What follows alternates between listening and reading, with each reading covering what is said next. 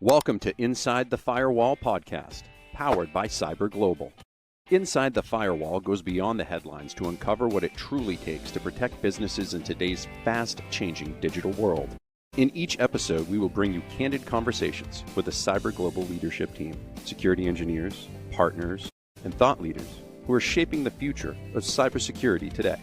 From compliance and governance to real-world incident response, we'll show you how CyberGlobal's expertise and technology are helping organizations build stronger, safer, and more resilient foundations.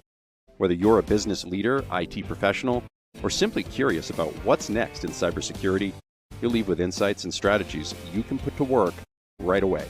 Join us for this episode of Inside the Firewall, where innovation meets protection and the future of digital security comes to life. Here is your host, Justin Starbird. Welcome back to Inside the Firewall, powered by CyberGlobal. I'm your host, Justin Starbird, and I am excited because today I get to welcome Dan Gizzi from North Carolina franchise of CyberGlobal. Dan, great to have you on, man. Justin, appreciate you having me on as well. This is pretty exciting because we've talked to the founders, we've talked to, Ken Boyce, the CEO of North America, and, now getting to learn a little bit more about the franchise itself and the model of CyberGlobal. Talk a little bit about your background and what led you to, finding CyberGlobal as an opportunity, both to, invest in as a franchisee and now, to help grow it. Of course. Yeah. Thanks for that intro as well. Yeah, I would say my journey started actually right around this time last year, October 2024.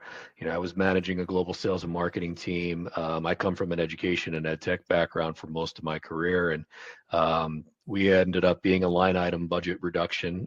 So 47 people got laid off at the beginning of the month, and whole division was shut down, and just found myself sitting on the sidelines again after promising myself I would never let that happen in my career again. Sure. And as you know, in sales, that tends to happen, but really just took some time to work on what was going to be next and focus on how I can diversify myself beyond just being a traditional corporate employee. So I dug back into my network, reached out to some of my connections that I know had been doing this same process and going through the same pieces I was about to go through being unemployed, and really just built a good network around me to just kind of think about what was going to be next. And I always say I had an accidental career in publishing for 17 years because I answered the right phone call, and I found myself accidentally talking to a franchise consultant, which I thought was actually going to be just a standard recruiter.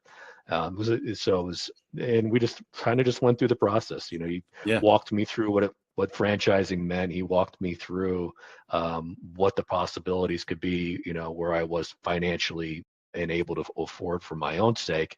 And, kind of talked me through and said, basically, this is not a one-day journey. It's not a two-day journey. It's going to take some time to think out and appropriately find that right path. So I still was looking at the corporate space. I was looking at service industries for the franchise space as well. And then ultimately CyberGlobal ended up being the right opportunity for me, where it fit my background very well for managed services, which is what I had been doing in the education and ed tech space for many years as well. So managing offshore projects and product teams. And it really was just the right fit at the right time, and met the founders, met Ken, and was bought into the vision at that point. That's great. Cybersecurity as a franchise, though, that hadn't been done before. I mean, You're talking to, you mentioned your advisor that you're mistakenly talking to, but thinking it's a recruiter. It's not McDonald's. It's, what made you think, that's what I want to do? Yeah, it was real interesting having those conversations. Again, they were a startup of a startup, really, beyond just saying cybersecurity is a franchise, right? They were not here stateside yet. So it was even further back in the process. Some other ones would probably be from a services perspective. What really stood out to me was that cybersecurity as an industry itself is only growing, right? It's not going to retract. I was looking for something that was also going to be recession-proof, that was going to be not having to focus on selling a product, that was not going to have to worry about having a brick and mortar to set up. I had some very, very strong requirements. Again, I had in my entire life, I've never thought of myself as being an entrepreneur that wanted to start anything from scratch, because I didn't think I had the ideas for it, frankly. I was happy managing other people's companies for them, or their sales teams for them, and, making them a lot of money and a little bit in my pocket compared to what I was earning, on the end of the bottom line. But what really stood out to me was I understood the model. I knew how to sell services as a product in of itself. And I understood the P&L. I understood the back end operations of what it was going to take to be very effectively talking to people. It's a consultative sales process, right? It's not like there's just it's a black box, so to speak. So for me, I already understood this side of it, right? I didn't understand the cyber piece. I learned the cyber piece as we were going, and I'm dangerous enough now to be able to at least handle those first couple calls myself. But the team itself is amazing. We have from start to finish, from the technical sales process to the project delivery to the reports, and then ultimately the wrap up. 100% of that is handled by corporate for me. So I don't have to think about a technical sales call when it's out of my own scope of my understanding. I just need to manage the client relationship piece. So for me, that was, when I heard all of that, I met the team. I got to understand that I did not have to be this expert in cybersecurity. It was really what ultimately drove me to say that this was probably going to be the best fit. And thankfully, it's been good so far. Yeah. Oh, well, one of the things that we've talked about offline was the importance of being local. And, essentially as a franchisee, you have a territory, and you have over the last year really started to position yourself as the go-to resource for that because of the systems and processes that are behind you. Let's talk a little bit about that localization for cybersecurity. What is that like when you get to talk to somebody in your own backyard and are like, hey, I can help you with that? Yeah, it's so important to have that localization, as you mentioned. So I made the decision to purchase the rights for all of North Carolina. So, I own all of the borders that are internal here for that. In some different markets, they're actually more regionalized. We do have some that are not a full state, for example. So it's kind of a varied process. And I'm not sure if Ken mentioned this. Ken would be a better authority to talk about it, but that's different from many franchising models as well. And even the ones I looked at where you'd be buying zip codes. I would have bought zip codes of Raleigh. I would have bought a potential zip code of some Raleigh-Durham area. I would have never had a whole state in most franchising models. For me, that was very attractive, that I could be the local advisor for my entire state. And, it does give us this opportunity to get into the community more, through different networking events. I'm a member of multiple associations that are just North Carolina based. So I don't have to worry about this huge focus around just, well, what's cybersecurity mean for the US or the world? I can focus in what it means for RTP, the research triangle, right? I can focus in on exactly what it means for the companies that are here, the pharma that's here, for the Charlotte market with the banking and insurance. I can focus in on those markets, the Greensboro market, Winston-Salem. I don't have to think and worry about anything that's not happening. And then, things happen nationally, of course, right? But even on the regional and local level, being able to understand and be that local resource as well as that local expert is very important. Now, you have taken sort of an interesting approach to this too, where not only are you going out there and part of these associations and working with folks, networking that way, but you've also developed a number of partnerships with other industries where maybe they have access to the specific clients, and now you're a referral partner. Talk a little bit about that and what that's led to so far. It's been so great from the perspective of being able to focus on growth as opposed to just focusing on an individual company or even just one individual industry where, I'm a small team of one right now with the exception of what's internal that's provided to me. So being able to build and develop local partnerships here with some of the financial service professionals in our industry that are in North Carolina, as well as some of the IT focused companies, a few of the other insurance as well, has been great because not only can I tap into the ability to work with someone that again is local here in North Carolina, but it's giving me an opportunity to meet their list of clients beyond just what I would be able to find on myself or be able to do just in, as this smaller team. And, it's allowed me to grow in a way that I can control as well without necessarily having to bring on a headcount of say 20 people, like a lot of other franchises would have to worry about if they're brick and mortar. So it's kept my payroll obviously in check. It's kept my expenses in check, and it's given me this great opportunity to tap into a network of clients that I wouldn't have had on my own. Well, and it really dovetails well into the vision of CyberGlobal as a global enterprise, in that instead of, yes, of course, we're not saying no to corporate, or Fortune 500 companies, but it allows you to also, be the trusted advisor to these small to medium-sized businesses that, often don't realize that they are even in the crosshairs of a nefarious act or a cyber threat. What is that sort of like? You mentioned your educational background and your approach to sales. What has that been like in conversations with folks that didn't realize that their shop could be a target? Yeah, everybody always has that I'm too small to care mentality, or why would I be a target? I'm too small. Well, 43% of targets are small to medium-sized businesses, and 60% of businesses that are in the small to medium space will not survive a cyber attack after 6 months and will shut shop. So they're a target. The hackers don't care. They don't care what size your company is when they're targeting. It's just when they do their blanket out their own campaigns, right? Hate to say it, but they have their own campaigns that they target, right? They target specific industries. They target specific output of just whatever they can get. Oh, we got one. We created a breach here. They don't care if you're a company of 5 people or 5,000 people. You're going to get the same ransomware request if they have your data, right? So I think it's been a very interesting, again, I wasn't a small business owner prior to this, but having that small business ownership my own self now and talking to small business owners, it's a completely different conversation than say when I was in corporate. When I was in corporate, I was part of 40,000 employee companies, and my extent you of had the trainings on don't click that exactly email. Yeah, don't click the phishing email if it looks like it's probably phishing. Make sure you forward it, right? They don't get that. There's a lot of that training doesn't exist if you're in a smaller company, and it doesn't. And that's a huge opportunity for just a company like ourselves. Even if nothing else, we're spreading the word, being in the communities, going to these events, and it does become a little bit of a scare tactic, of course, when you're talking about these data and figures. And you hope people are listening, right? You hope that they're going to go back and say, maybe I should bring a CyberGlobal, or obviously. We've got great other cybersecurity companies in North Carolina. If they're not going to bring me in, hopefully they're bringing in a competitor to help.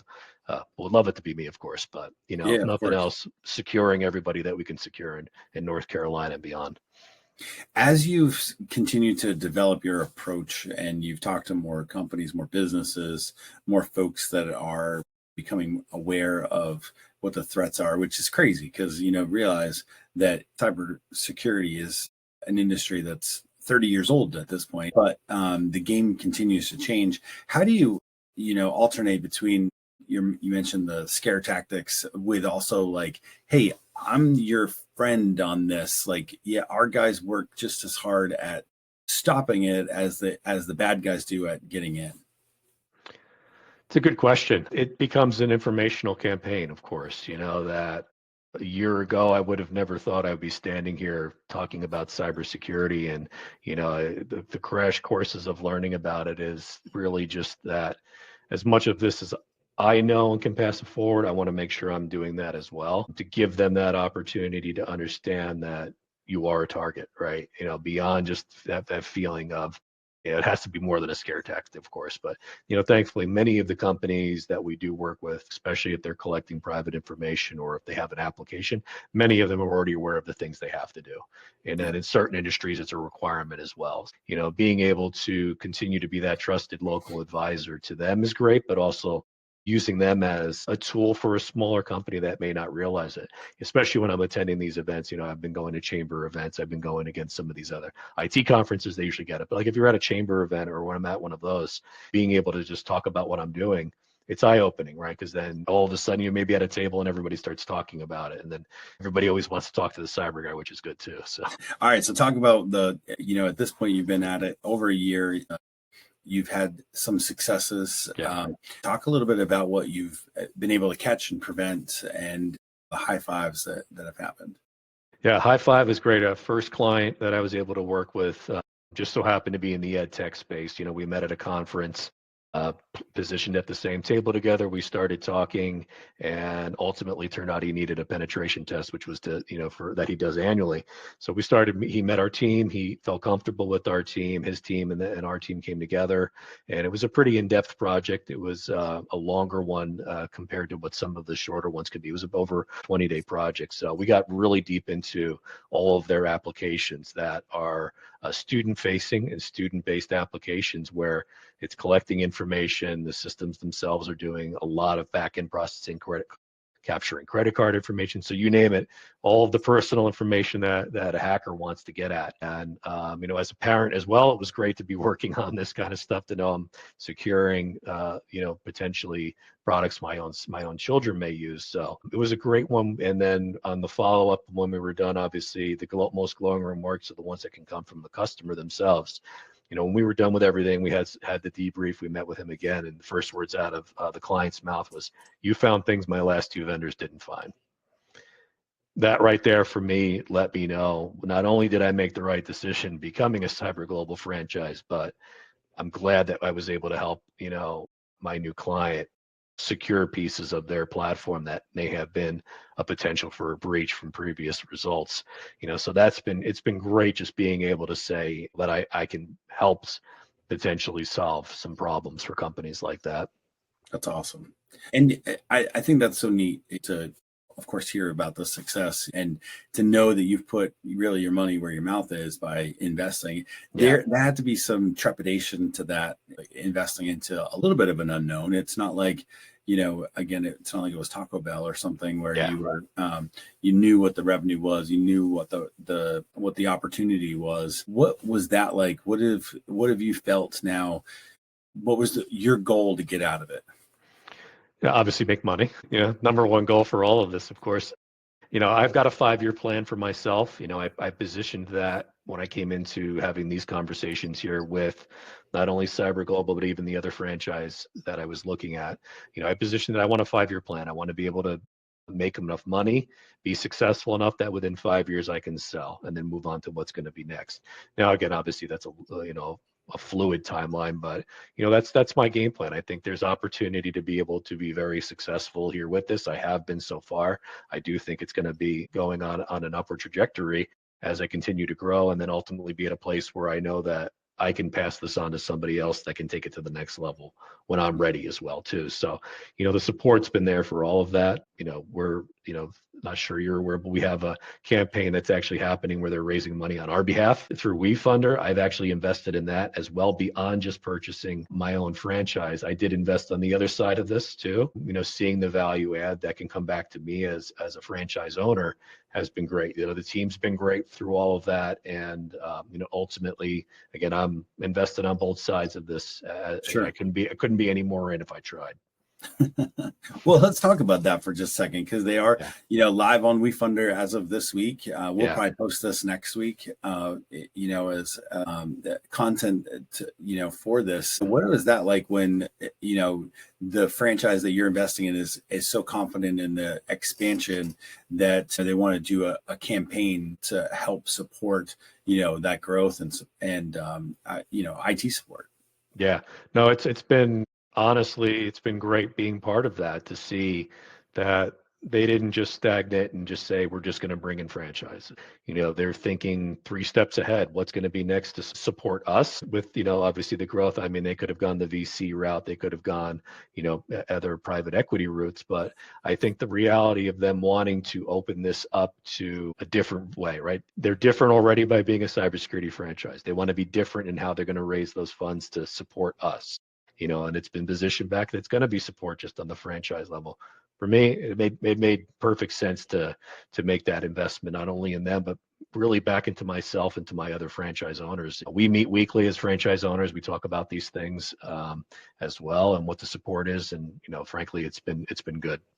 Yeah, I think that's a great point in terms of now you're positioning yourself to have a piece of the growth of the company Yeah. too, not just your territory. You can you can control what you can control, and so it's so interesting to know that you also supported the global campaign to go deeper and wider in all of this, and to that extent, the investors getting a piece of the company as well, and thwarting these nefarious efforts to attack small to medium-sized businesses. I think that's just, it's tough to make cybersecurity pull at your heartstrings, but when you can, back to your statistic of the 43% of the attacks are on those size businesses, and so many fail or go out of business within 6 months. I mean, it does have an emotional toll on folks that are impacted, because all of a sudden, without notice, you've lost your company, you've lost your business, you've lost your job. Yeah, it's not sexy and it's not pretty, but it's been good. And again, even some of the others. There's a company that was in the UK, a 158-year-old logistics company, and they shut down because of one bad password. 158 years. I mean, it's sad to see those things happen, and it really is. The more that myself or the other franchise owners can be out there being, evangelizing the message of cybersecurity in our local markets, hopefully we can prevent that next one from happening. Again, most of these small businesses are probably not 158 years old, but they're going to suffer the same challenges and problems of that company by not securing themselves properly, just because, again, they think, I'm not going to be a target. Yeah. Well, congratulations on being a year into this. Thank you. Congratulations on your new investment. Of course, your goal is to grow the business, but really, you mentioned in 5 years, you'd like to, look at having this out as a multiple and an asset to be able to turn into either, a different business or something more. What are you most looking forward to as we end 2025 and go into 26? Yeah, I think the future for us is, I think, bright. I'll be bringing on some sales folks as well to help expand and get a bigger reach where I just can't handle myself, as the load increases itself. So I will be expanding my team with that. And then next year and beyond, really just starting to look towards the future of, what I can do to help secure companies in North Carolina and beyond too as well. Yeah. Well, Dan, I really appreciate you taking the time to talk about, such a wide breadth of topics today. I think it's so fascinating to hear your perspective on the franchise model. I also love that you invested in the new crowdfunding campaign on WeFunder.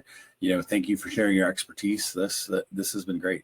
Appreciate it. It's been a pleasure being on. Thanks for having me, and look forward to talking to you again, hopefully in the future. Yeah. Sounds good. Well, on behalf of my guest today, Dan Gizzi, the franchisee of North Carolina for CyberGlobal, you've been listening to Inside the Firewall, powered by CyberGlobal. Until next time. On behalf of our host and our guest today, thank you for listening to the latest episode of Inside the Firewall, powered by CyberGlobal. To hear more episodes or learn more, visit us online at the link below or via our social media channels.